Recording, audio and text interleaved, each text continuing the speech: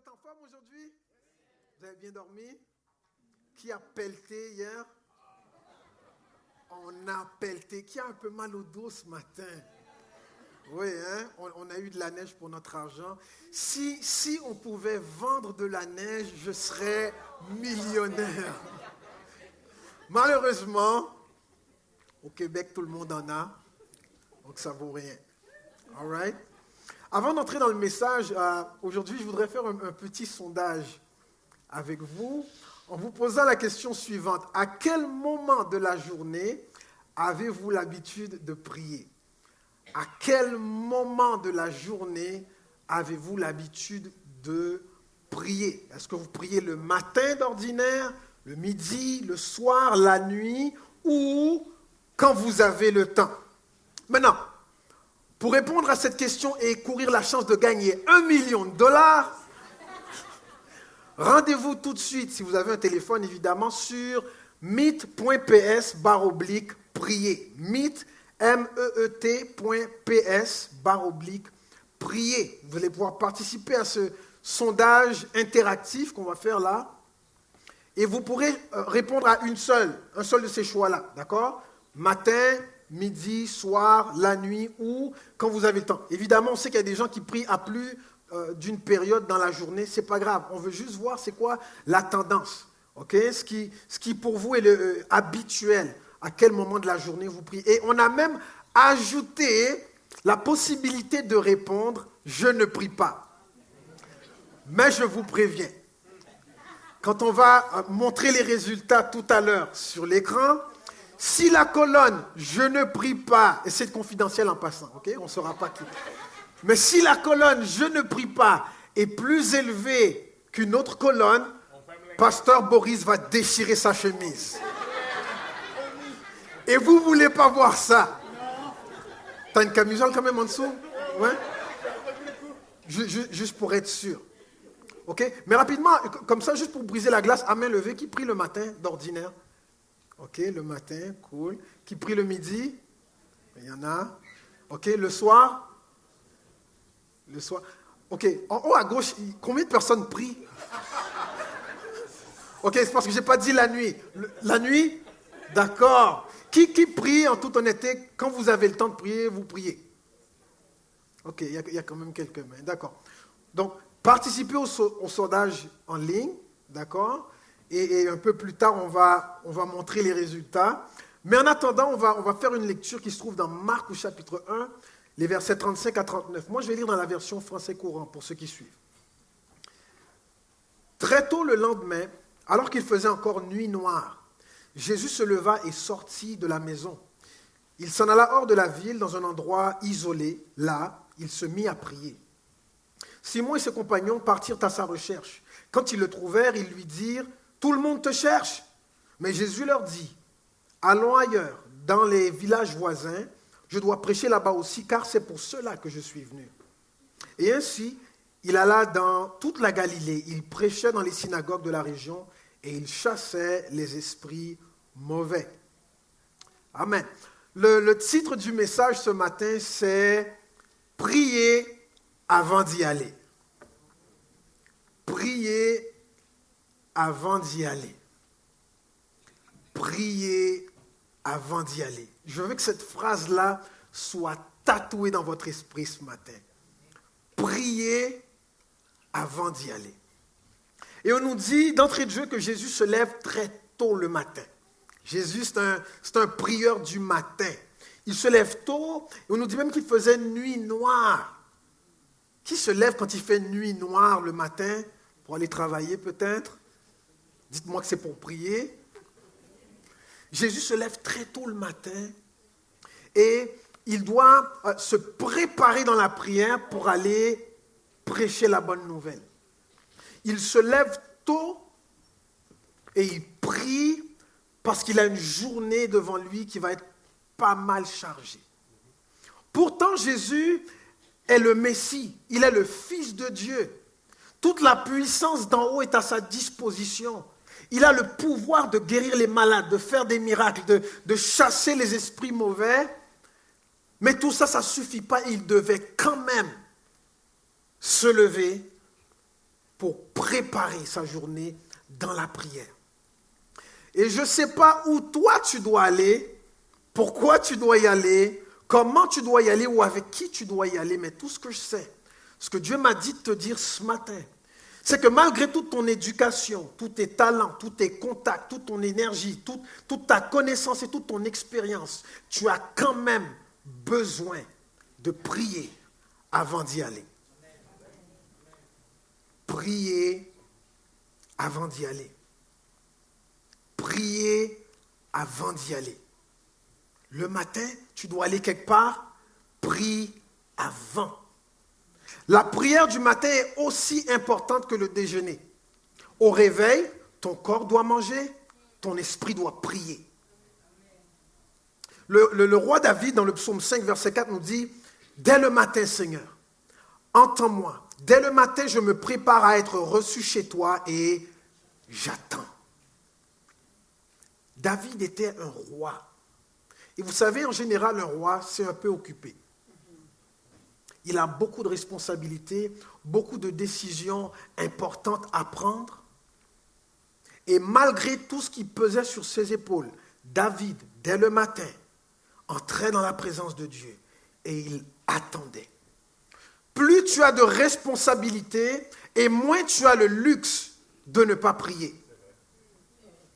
Plus tu as de responsabilités et moins tu as de luxe de ne pas prier. Dans Ésaïe 50, verset 4, on nous dit « Le Seigneur Dieu m'enseigne ce que je dois dire pour encourager celui qui n'a plus de force. Chaque matin, il me réveille pour que j'écoute comme un bon disciple. Chaque matin, il me réveille pour que j'écoute comme un bon disciple. » Pourquoi est-ce que Dieu te réveille chaque matin? Pour que tu écoutes ce qu'il a à te dire. Moi, j'ai souvent dit à mes enfants, les enfants, le matin, vous vous levez, la première chose, je veux que vous vous laviez, parce que l'hygiène, c'est important. Tu te brosses les dents, tu te laves, tu te prépares pour aller où? À l'école. Et ici, il semble, ce que la Bible nous dit, que Dieu, notre Père, attend de nous, le matin, que nous soyons à l'écoute. À l'écoute. Oui, mon enfant, brosse tes dents, lave-toi, déjeune, mais n'oublie pas que tu dois aussi être à l'écoute parce que j'ai des choses à te dire avant que la journée commence. Parce que tu ne sais pas ce qui t'attend. Moi, je sais ce qui t'attend. Viens dans ma présence et sois à l'écoute. C'est ce que Dieu attend de toi. Dans le psaume 143, le verset 8, « Dès le matin, annonce-moi ta bonté, car je me fie à toi. Fais-moi connaître quel chemin je dois suivre, car je me tourne vers toi. » La responsabilité de Dieu, c'est de te montrer le chemin que tu dois suivre. Ta responsabilité à toi, c'est d'être à l'écoute de ce qu'il a à te dire. Si tu n'écoutes pas, tu ne sauras pas quel chemin tu dois suivre.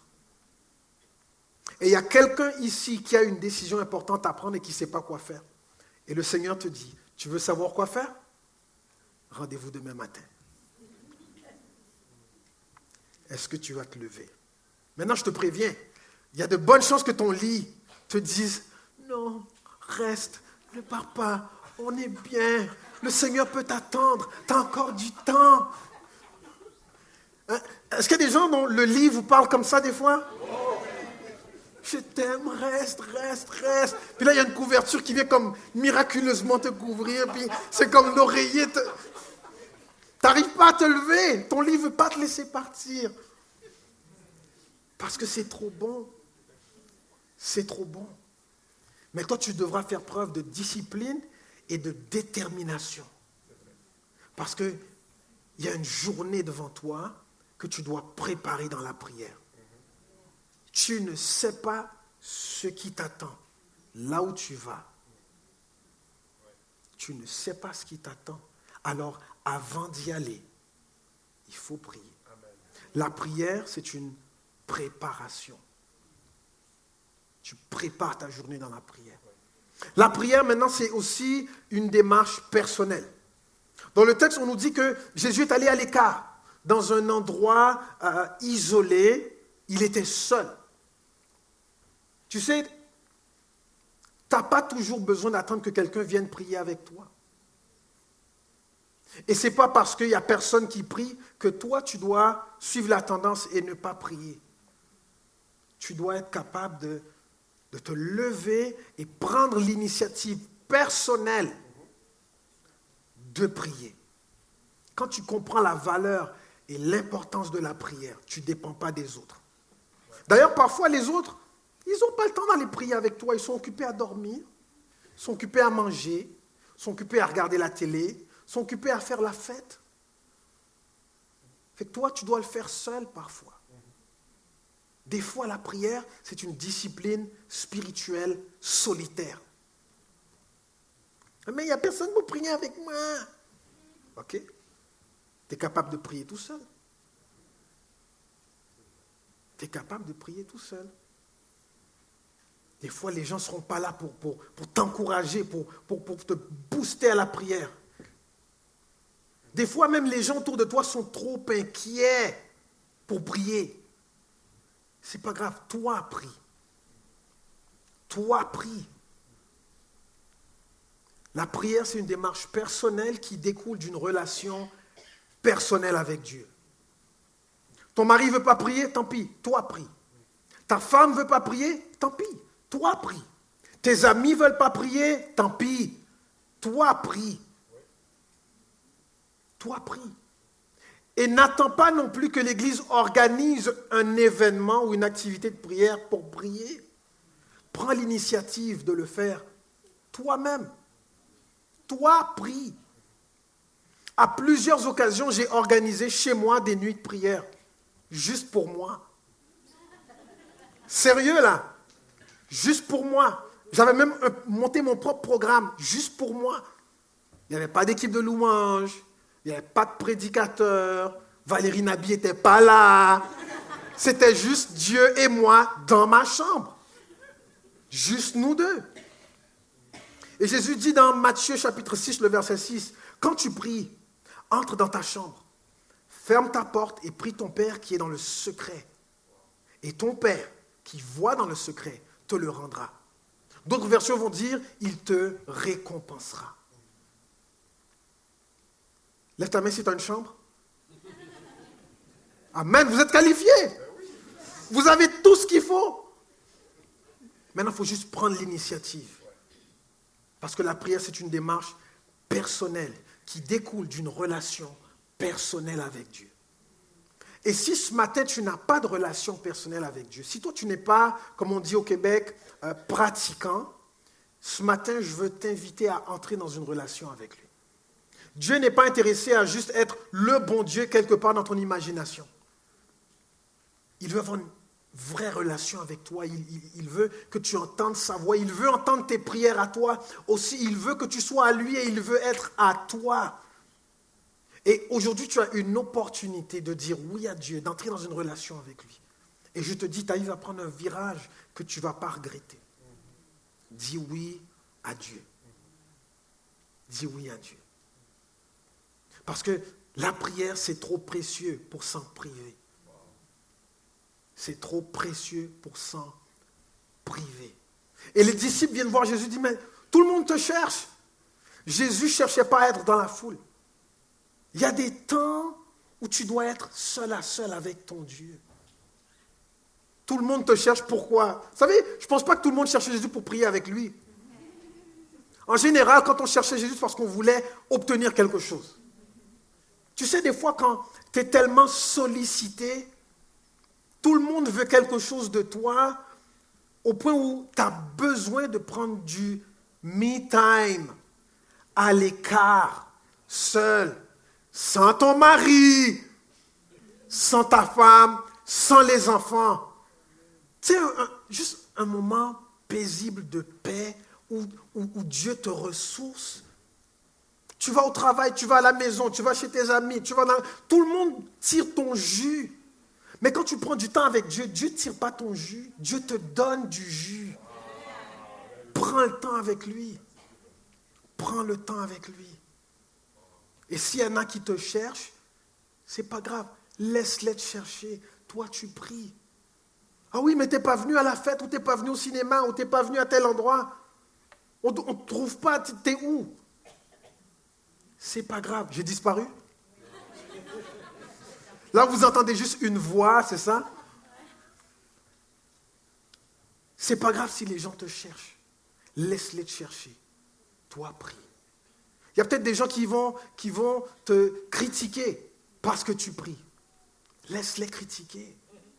Prie. Prie. Il y a peut-être des gens qui vont essayer de te distraire. Laisse-toi pas distraire. Toi, prie. Et c'est pour ça que Jésus allait parfois à l'écart. Il va à l'écart parce qu'il a besoin de prendre son temps dans la présence de Dieu, parce que là où il va, il a besoin de s'y préparer. Tout comme toi, là où tu vas, tu as besoin de te préparer. Tu as besoin de te préparer. La prière, c'est une démarche personnelle, faisant une priorité, et Dieu te le rendra. Et va au-delà de la prière micro-ondes. Tu sais c'est quoi la prière micro-ondes? Ouais, hein?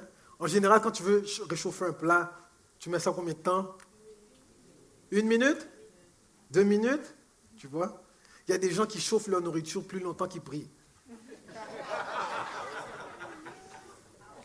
Va au-delà. Va au-delà avec Dieu. Je sais, on t'a dit c'est l'intention qui compte, c'est le cœur, il faut être sincère. Une prière de 30 secondes, ça peut être amplement suffisant parce que Dieu regarde au cœur, blablabla. Bla, bla. Va au-delà. Okay, c'est tout cute là, tout ça là. Va au-delà. Parce que Dieu veut prendre du temps avec toi. Et n'attends pas non plus de traverser une période difficile, de tomber malade ou d'apprendre une mauvaise nouvelle pour prier. Prie avant. Prie avant. Prie avant. La prière, c'est une préparation. La prière, c'est une démarche personnelle. Et la prière, c'est aussi une responsabilité. C'est une responsabilité. Quand on a trouvé Jésus, on dit, mais tout le monde te cherche. Et lui dit, ok, on va aller dans d'autres villages, parce que c'est pour ça que je suis venu. Jésus avait une mission à remplir. Il avait des tâches à accomplir. Et pour lui, c'était non seulement une mission, c'était une responsabilité, un devoir qu'il avait reçu, d'aller annoncer la bonne nouvelle. Et il a lié, il a attaché cette responsabilité-là à la prière. Et donc la prière est devenue une responsabilité. Il ne se disait pas, je dois prêcher la bonne nouvelle, fait que je n'ai pas besoin de prier. Non, il disait, parce que je dois prêcher la bonne nouvelle, il faut que je prie. Il faut que je prie. Toi, fais pareil. Parce que tu dois travailler demain matin, il faut que tu pries. Parce que tu dois étudier, il faut que tu pries. Parce que tu dois prendre soin de ta famille, il faut que tu pries. Parce que tu dois être un bon citoyen dans cette société, il faut que tu pries. Peu importe la responsabilité que tu as, il faut que tu attaches la prière comme responsabilité avec. Ça doit être indissociable. Ce n'est pas l'un ou l'autre. J'ai tellement de choses à faire. Donc, soit je vais faire ce que j'ai à faire, ou bien je vais prier. Non! Ça va ensemble. Parce que tu as des choses à faire, tu dois prier. Parce qu'il y a une dimension spirituelle à tout ce que tu fais. Même quand tu ne connais pas Dieu, même quand tu ne crois pas en Dieu, il y a une dimension spirituelle à tout ce que tu es appelé à accomplir. Et c'est à travers la prière que tu peux te préparer à ces choses-là. Tu n'as pas le choix.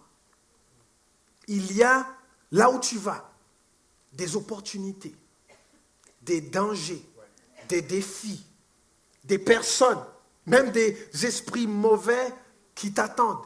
Et si spirituellement tu n'es pas préparé à y faire face, les choses risquent de ne pas tourner comme elles auraient dû.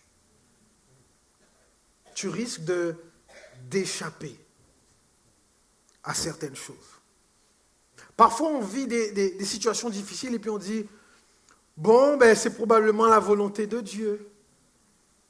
Et Dieu te dit, non, ce n'était pas ma volonté. Mais tu n'as pas prié. Mais tu n'as pas prié. Je ne voulais pas ça pour toi.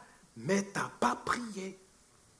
wow, c'est pas ce que je voulais pour toi, mais tu n'as pas prié. Et là, il y a quelqu'un qui va dire, oui, mais, tu sais la classique, si Dieu est amour, il va tout faire pour m'éviter la difficulté, même si je n'ai pas prié. Si tu penses ça, c'est que tu n'as aucune idée de l'autorité et de la responsabilité spirituelle que tu as reçue. Si tu penses ça, ça veut dire que tu ne sais pas qui tu es. Tu ne sais pas qui tu es. Tu sais, le matin, si tu ne te brosses pas les dents, Dieu ne va pas miraculeusement nettoyer ta bouche. Il va te laisser aller parler à tout le monde avec ta mauvaise haleine. Même si c'est pour prêcher l'évangile. Il ne dira pas, oh non, là il y a ma parole dans sa bouche, il faudrait que... Allez, Michael, va. Non. Il ne va pas nettoyer ta bouche là. Il n'y a pas une brosse à dents qui va descendre du ciel. Parce que ton hygiène buccale, c'est ta responsabilité, pas la sienne. Et spirituellement, ce n'est pas très différent. Tu as des responsabilités spirituelles que Dieu ne prendra pas à ta place. De la même manière que ton hygiène, c'est ta responsabilité pour ce qui est de ton corps, ton hygiène et ta préparation spirituelle, c'est ta responsabilité. Et donc, si c'est vrai que lorsqu'on prie, Dieu agit, c'est aussi vrai que Dieu laisse arriver certaines choses quand on ne prie pas. Et ça te parle de l'autorité et de la responsabilité que tu as reçue.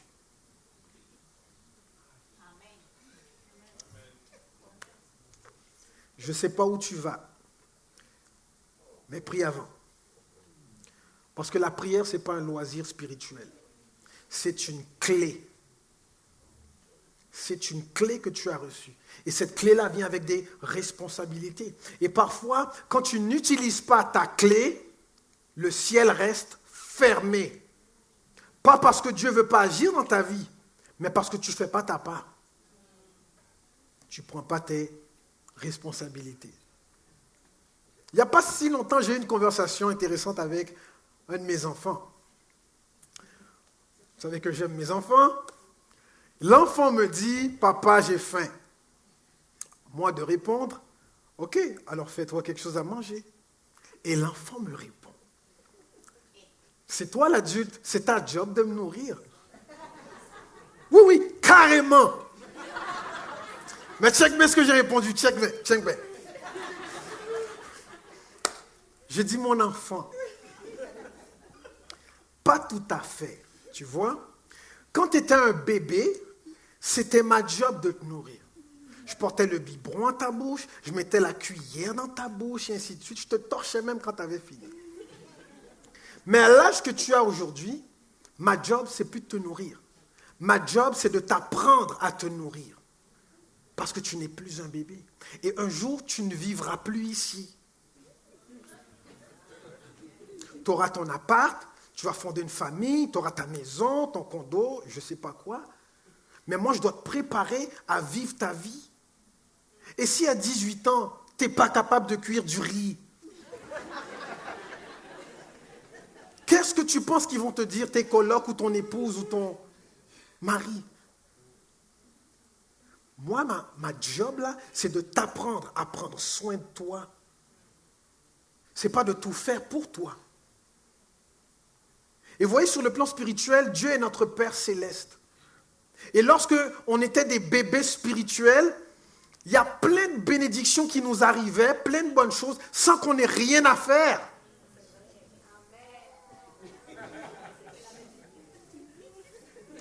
Mais aujourd'hui, que tu as un peu grandi, le rôle de Dieu, c'est de t'amener à maturité spirituelle. Pour que tu sois un chrétien ferme, solide, autonome, doté d'intelligence et de sagesse spirituelle, qui est capable de prendre des décisions, qui est capable d'exercer sa foi, qui sait comment prier et qui sait que c'est important de prier avant d'aller. Parce que c'est là que tu vas voir des choses arriver. C'est là que tu vas voir des choses. Est-ce que tu dois rencontrer un médecin parce qu'il t'a convoqué? Prie avant. Seigneur, je ne sais pas ce que cet homme ou cette femme va me dire, mais avant d'entendre la voix de ce médecin, je vais entendre ta voix à toi. Est-ce que tu dois lancer une entreprise? Prie avant. Prie avant. Est-ce que tu dois rencontrer les parents de ta bien-aimée pour leur demander sa main en mariage? Prie avant. Et en passant, juste en passant, jeune homme, si tu n'avais pas l'intention de demander à ses parents, là,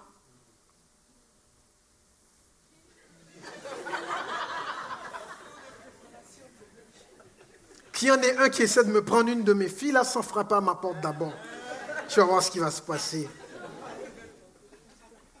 Tu es convoqué à une entrevue pour un emploi? Prie avant. Tu sais, avant d'aller vendre ta salade, oui, je m'appelle, j'ai étudié dans le domaine, j'ai de l'entre-gens, je travaille bien en équipe, je parle un petit peu English. Prie avant. Prie avant. Prie avant. Tu dois parler de Jésus à tes amis?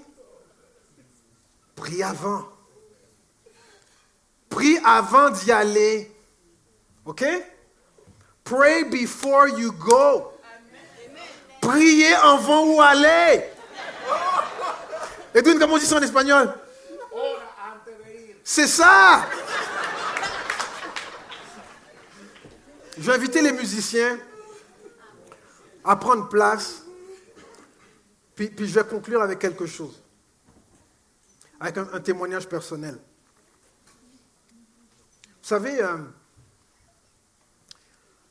on est là toutes les semaines. Pasteur Freddy, Pasteur Boris, Ismaël, moi-même, et ainsi de suite. Et puis on met tous nos cœurs dans ce qu'on fait. On met nos cœurs dans nos prédications, dans les enseignements qu'on apporte. Et vous savez, après un certain temps, tu peux te poser la question, après, avec tous les enseignements qu'on a entendus, avec toutes les prédications qu'on a entendues, on ne devrait pas être rendu plus loin que ça. Et des fois, on accumule de la connaissance spirituelle. Mais accumuler de la connaissance, ça n'augmente pas nécessairement la pratique. Et s'il y a une chose qui est importante aux yeux de Dieu, c'est la pratique. Ce n'est pas le fait de savoir plein de choses. Ce n'est pas le fait de connaître tout plein de versets par cœur. C'est qu'est-ce que tu mets en pratique. Dans tout ce que tu sais là, qu'est-ce que tu mets en pratique? C'est ça qui a de la valeur. Et tout au long de l'année, il y a plusieurs messages qui sont apportés sur le sujet de la prière. Et moi, mon but, ce n'est pas juste d'apporter des prédications ou de faire des séries, puis ensuite, bon, on a couvert ce sujet-là, on passe à autre chose. C'est de continuellement communiquer ces choses-là jusqu'à ce qu'elles deviennent une réalité dans votre vie. Et s'il y a une réalité que je vois à Gospel Vie, c'est des hommes, des femmes, jeunes et moins jeunes, qui sont attachés à Dieu, qui savent prier et qui savent comment faire descendre le ciel sur la terre. Parce que si on a juste plein de connaissances, mais peu de pratique, peu de puissance, ça sert à quoi? Jésus a dit, vous êtes heureux si vous savez ces choses, pourvu que vous les mettiez en pratique.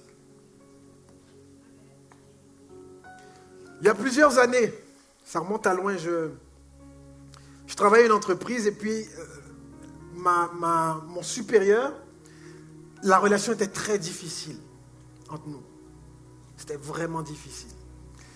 Puis un jour, elle m'a convoqué à un entretien d'évaluation. C'était même pas la période d'évaluation.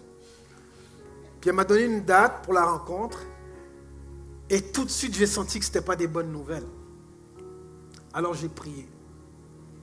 Et quand j'ai prié, la nuit suivante, j'ai fait un songe dans lequel je me suis retrouvé, j'étais dans son bureau, et sur son bureau, il y avait une lettre avec mon nom dessus. C'était une lettre de renvoi. Comment est-ce que vous pensez que j'ai prié?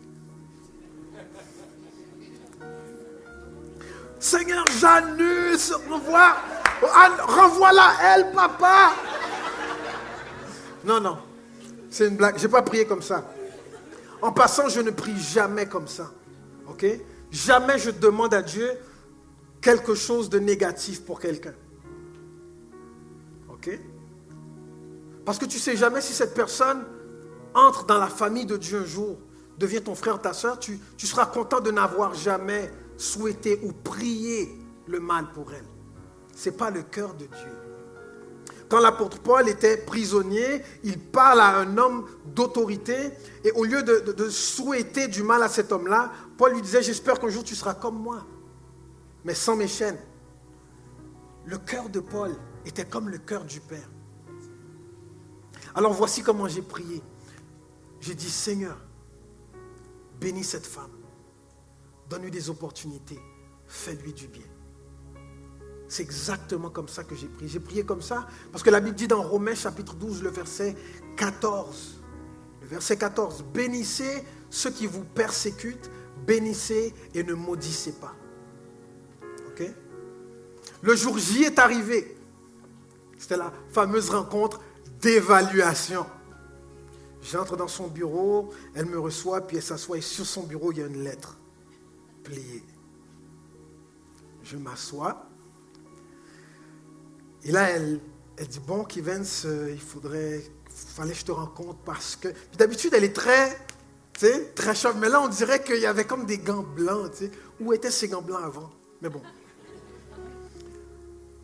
Et puis, juste avant qu'elle puisse comme cracher le morceau pour me dire pourquoi je suis là, le téléphone sonne.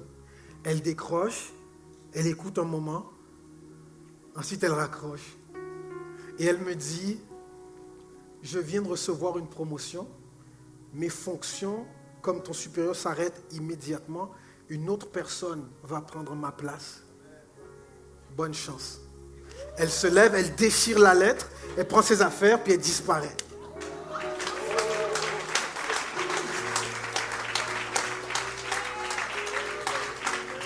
Est-ce que tu veux bien dire à la personne qui est à côté de toi, prie avant d'y aller?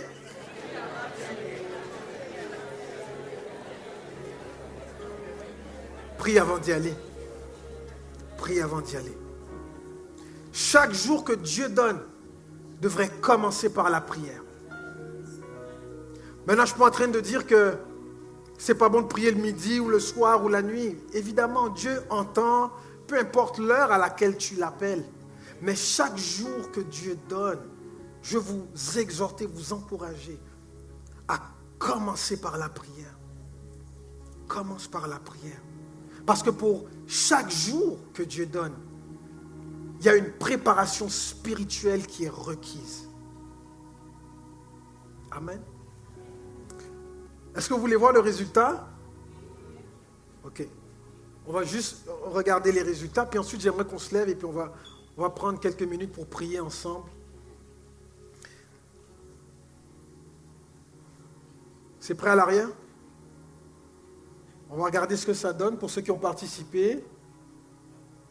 Ceux qui prient soit le matin, le midi, le soir, la nuit, quand ils ont le temps, ou, et j'espère pas, ceux qui ne prient pas. Mais juste au cas où Boris, prépare quand même ta chemise. On va se lever tout de suite.